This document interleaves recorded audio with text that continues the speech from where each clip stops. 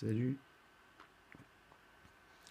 Alors là, je vais reprendre un peu un tableau. En fait, il y a une vidéo qui s'est effacée, malheureusement. Donc, impossible à récupérer. Et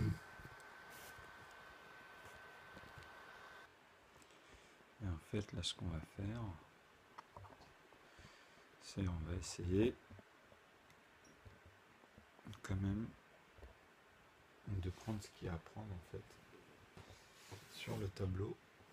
Parce que bon, ça, c'est resté, évidemment.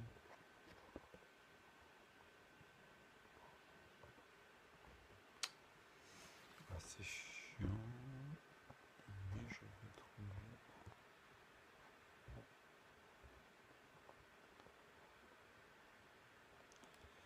Là, bah non, à chaque fois, c'est pareil.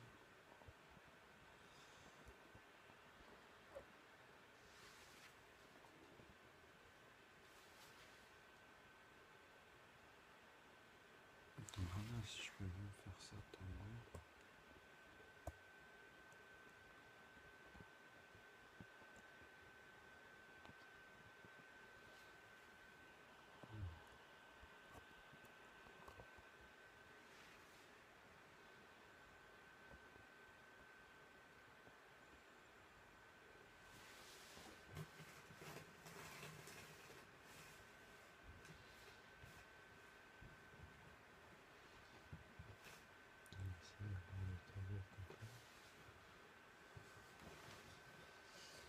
Donc bon, c'était un peu relou, mais c'est pas grave, bon, ça fait partie un peu des maths.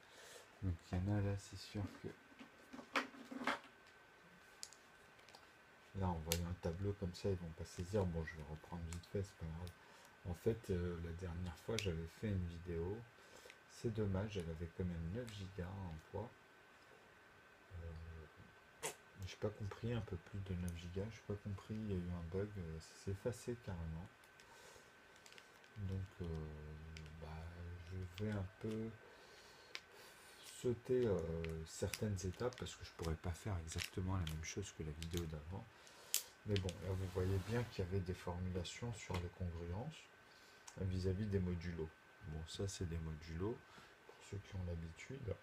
Et là vous avez -4, -2.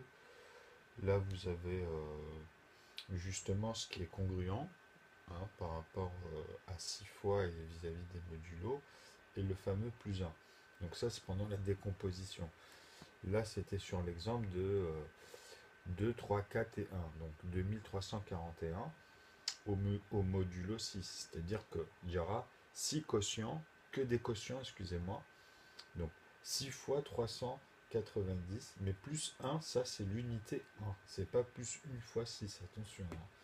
Donc c'est ça, il faut faire attention. Ça c'est une retenue de 1, de l'unité. Et ça c'est le nombre de fois de ces +6. Donc les +1, ils sont à l'intérieur des +6 en fait. Ça ferait +7, vous comprenez? Mais on ne va pas multiplier 7 ici. Donc voilà le rapport. Sinon, il faudra enlever une fois ce tas-là, par exemple. Bon, bref.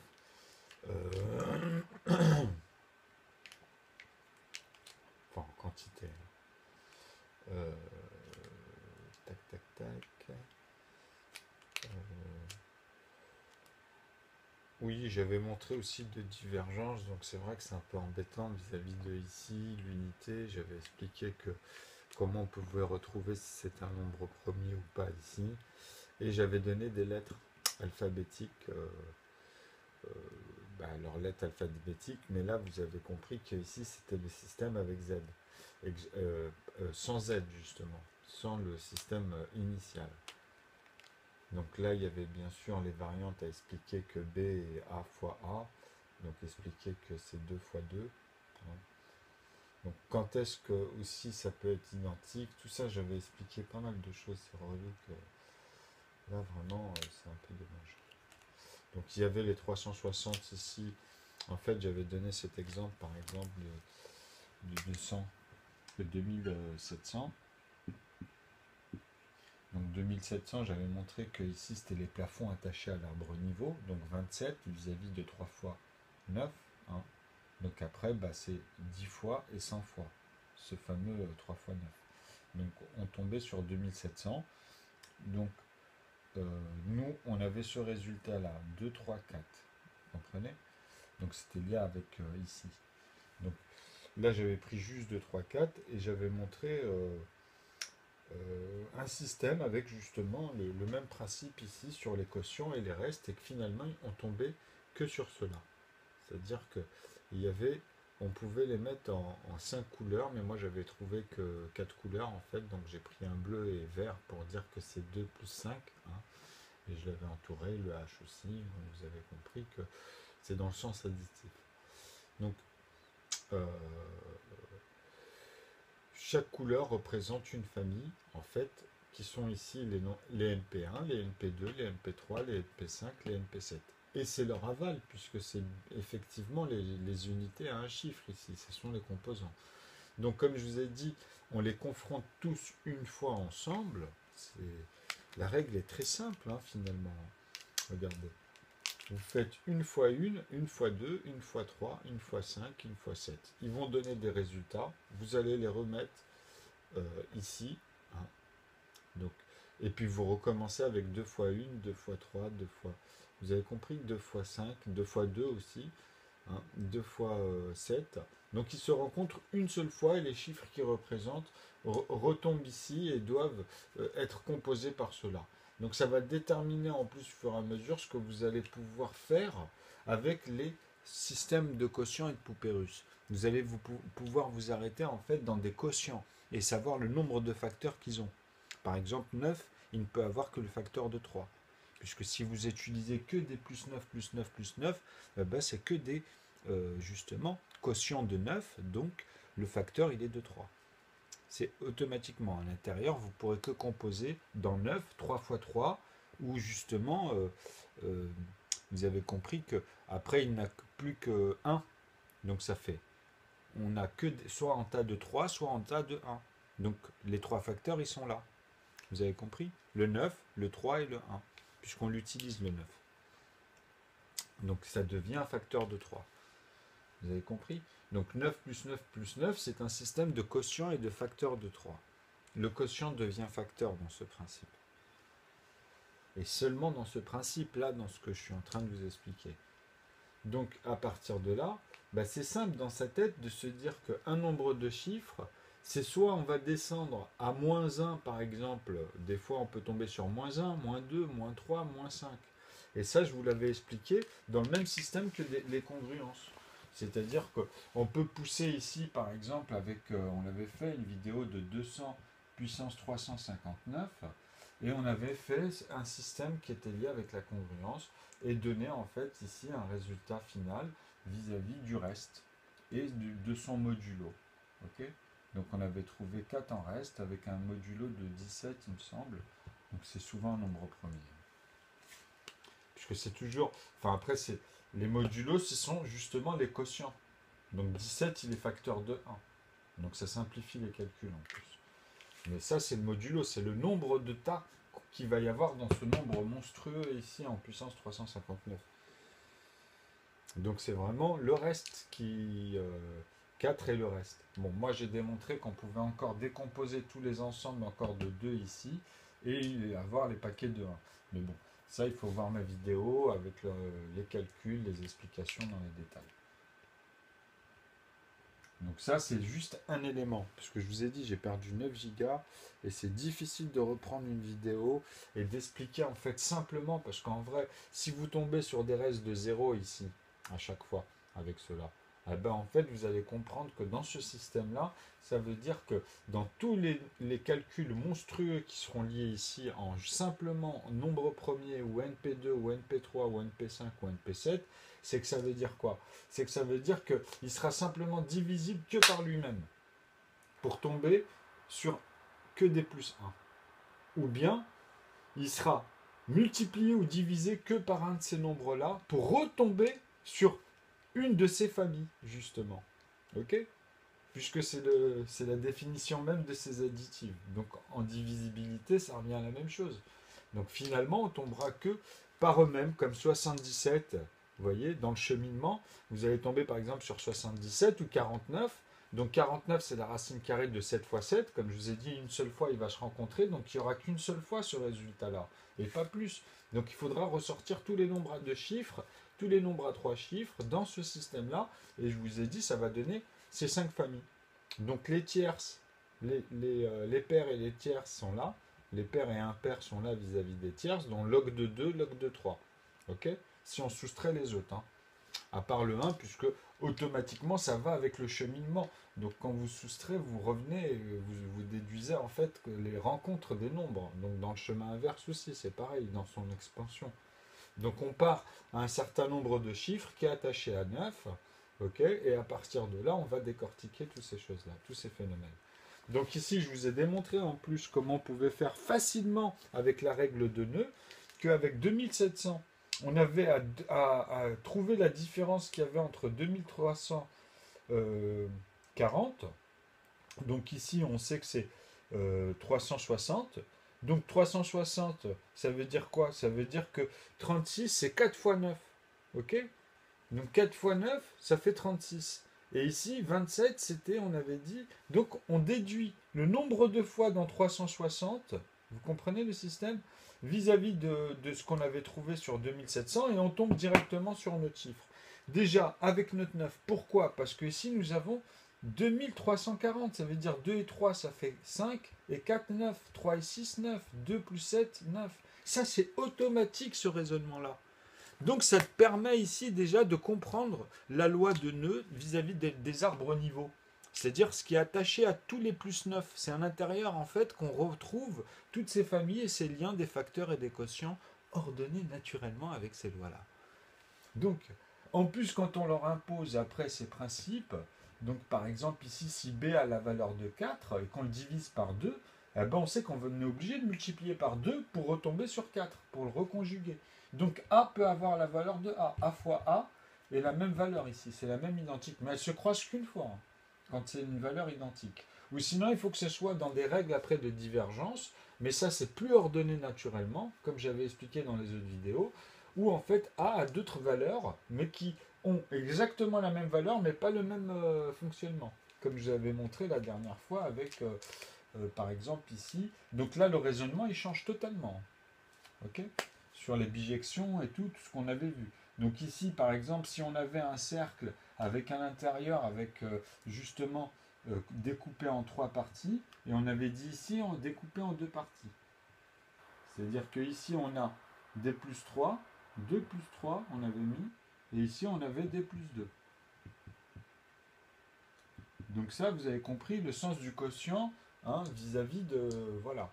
Donc maintenant, on a la même valeur, puisque la valeur ici, ça sera 6 fois 6, en fait. Ok? Donc c'est une racine au carré, automatiquement. Donc, à partir de ce principe, on peut se dire que oui, finalement, en fait, dans cet état d'esprit-là, sur un logarithme où il y a toujours un facteur de 6, parce que le numérateur, il est là, c'est lui le plus important. On va le dénombrer, on va l'énumérer un certain nombre de fois en additive ou en puissance. Ok? De toute façon, il y a toujours leur valeur. Après, on peut toujours écrire leur valeur. Mais avec les ensembles de E, il ne faut pas oublier que ici, en fait, même quand vous faites ça, c'est qu'une partie. C'est qu'une partie de tout le reste là qu'il y a ici, quoi. Toutes ces ensembles. Là, on n'a fait qu'une petite partie. Donc, il faut démontrer en fait l'ensemble de E en mathématiques vis-à-vis de F, par exemple. Comment créer une fonction ou une application quand on a atteint en fait ce système-là en faisant bien sûr le sens. On peut voir s'il a un sens commutatif, donc on revient en arrière, comme ici, quoi. C'est-à-dire, après on met la valeur de A, qu'on divise par B, par exemple, et qu'on multiplie par A pour revenir justement à conjuguer la valeur de A. En fait, ici, c'est ce qu'on va conjuguer, finalement. Toujours vis-à-vis du numérateur, ok? Ou bien le chercher ou le transformer, c'est-à-dire commuter aussi à l'intérieur de la structure, même dans les sens additifs. Donc l'algèbre permet de visualiser ces mécanismes, en fait, vous comprenez? Donc bien sûr que ça dépend des contextes, et il y en a tellement, en fait ils vont avec tous les contextes, il faut simplement arriver à les traduire parfaitement en mathématiques, dans leur logique, en fait, des mécanismes ici, des ensembles. vis-à-vis simplement de l'algèbre, abaissé en leur donnant des valeurs. Mais il fallait trouver ça. C'était ça la règle en mathématiques. Parce que maintenant, moi, j'ai les nombres premiers, mais j'en prouve qu'il y a d'autres familles. C'est ma preuve supplémentaire où tout le monde colle, c'est bien sûr que je rapporte ça en plus vis-à-vis de deux traits qui sont justement les intervalles A et B, parce que ça c'est obligatoire dans la loi des ensembles, ici, hein, de E. Donc ça c'est des éléments qui sont automatiquement obligés, parce que moi, c'est ce qui m'a permis de comprendre en fait même les systèmes d'écongruence. Vous voyez, c'est-à-dire que sur des nombres énormes ou bien sur des nombres simples et démontrer ça de manière exponentielle. Vous voyez? Donc déjà comprendre l'ordre ordonné et puis après toutes les divergences puisque c'est les mêmes lois. Et on ne pourra pas vous la faire, c'est impossible parce que vous partirez de n'importe quel nombre, c'est-à-dire avec un nombre de chiffres, et vous lui donnez le plus diminutif des composants et même le reste. Et de toute façon, vous pourrez le coincer dans ses calculs. Hein. Lui, il sera bloqué. Il ne pourra pas vous donner un tas dans un quotient qui est le nombre pour vous déterminer s'il fait partie des familles NP1, NP2, NP3, NP5, NP7 ou simplement si c'est un composé des NP2 mais avec lequel il va être composé justement avec lequel. En trouvant qu'un numérateur qui est cela, pas autre chose, un de ces cinq-là, et par contre, et tout ce qui est justement, la clé qui va le dénombrer, qui est aussi un de ces familles-là, automatiquement. Qui sera croisé qu'une seule fois dans l'ordre ordonné. Mais après, on fait ce qu'on veut. On peut créer des algorithmes, on peut créer des fonctionnalités, en fait, en créant des divergences qu'on appelle de l'ordre naturel des nombres, quoi. Mais d'abord, il faut comprendre la structure ordonnée. Il faut voir la structure de manière ordonnée. Comme ça, vous allez pouvoir même saisir les congruences, zeta, tout ce qu'a apporté Riemann, et puis toute la clique là, de Bézu et compagnie. Hein. Parce que moi, c'est ce que je suis en train de vous expliquer, là, c'est la topologie de manière ordonnée. Puisqu'une fois que une fois que vous maîtrisez ça, vous avez juste à soustraire un intérieur entre les familles pour juste isoler, si vous voulez, et comprendre comment on peut créer des logarithmes ou faire jouer, parce que ça redevient des logarithmes dans ce système. C'est comme je vous ai expliqué les quotients, comment ils deviennent des facteurs. Puisque c'est quand on va utiliser les nombres en paquets de plus, en arithmétique, en fait, finalement. Ok ? Donc le log de 2 va vous donner automatiquement toujours les mêmes résultats. C'est-à-dire 2, avec 2, en fait, vous allez multiplier lui-même, et après, tous les résultats, vous allez le faire passer que par 2. Donc vous allez avoir 2 fois 2, 4, après fois 2, 8, fois 2, 16, 32, 64, 128, vous avez le log de 2. Juste avec le système DNP. Ok ? Donc maintenant, pour réavoir les autres, c'est qu'il faut comprendre qu'on a déduit cela, qu'ils étaient liés à 2. Puisque si on veut avoir le 6, on est obligé de l'avoir avec le 3. Donc 2 fois 3. Ah oui, là c'est bon. On a le 6. Et le 6, il faut savoir qu'il faut les reconfronter avec tous les autres. Mais là, non, pas dans ce que je viens de vous expliquer. Ça, c'est pour les avoir tous, avoir les composés et les composants, en fait. Mais là, on veut simplement comprendre le système de logarithmes. En les isolant, il faut déduire ces familles-là, finalement. Vous voyez ? Sauf le 1, puisque quand on déduit l'unité 1, quand je dis le 1, c'est l'unité 1, parce qu'en fait, il faut qu'il reste le 1, puisque tous les logs de 2, en fait, vont dans le logarithme de 2, il y a automatiquement cette partie de 1 à l'intérieur, puisqu'on peut encore les diviser tous par 2. Et c'est tout ce qu'on peut faire dans l'état d'esprit vis-à-vis de une branche, en fait, avec deux segments, vis-à-vis du reste des nombres. Ok ? Parce que vous allez voir que vous allez rester que dans ceux qui vous restent dans les mains, simplement. Okay, donc vous allez retomber, en fait, quand vous divisez, vous retombez simplement dans celui de 4 vis-à-vis de 8, en fait. C'est tout. Vous ne retombez pas sur 6. Impossible, puisqu'il n'y a même pas le 12. Ça passe à 16. Vous voyez ce que je veux dire ? Donc, c'est automatique. Et ici, en fait, vous jouez avec des logarithmes qui deviennent des NP, la famille des nombres premiers, pour moi, je les ai appelés, en vrai, puisqu'ils ne sont divisibles que par eux-mêmes, on est bien d'accord. C'est-à-dire que si tu fais 7 fois 1, une famille des NP7, donc 7 fois 1, ça fait 7, mais par exemple, là, avec les paires, on va tomber sur 14, par exemple. Vous avez vu, on va avoir les 14.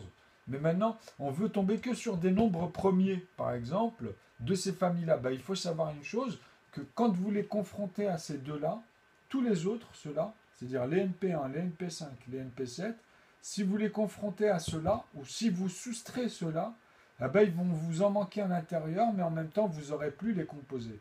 Vous aurez que des nombres premiers, mais il vous en manquera puisqu'il y en a aussi avec ces familles-là. Vous comprenez le principe? Donc il est là le raisonnement. C'est que là, ça prouve tous ces phénomènes, puisqu'il suffit de faire les calculs, les sortir et les avoir dans les couleurs pour avoir un repère au début, par exemple. Et je vous l'ai montré ça, hein, j'en ai fait. Hein. Donc vous voyez bien que ça les sort tous qu'une fois, mais pas ordonné naturellement comme on pourrait le croire. Bah, sinon, ça aurait été très simple. C'est que c'est pas ordonné dans les calculs, mais la fonction, il est toujours le même.